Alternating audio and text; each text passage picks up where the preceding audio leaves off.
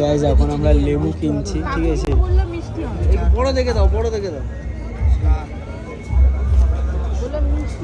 মিষ্টি হবে। কত করে আগুন?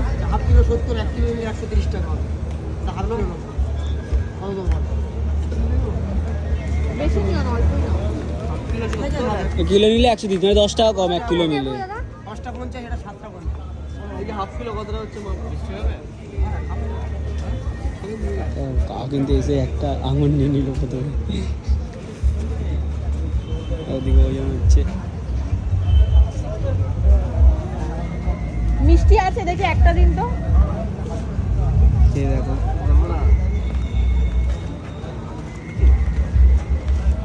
মিষ্টি আছে?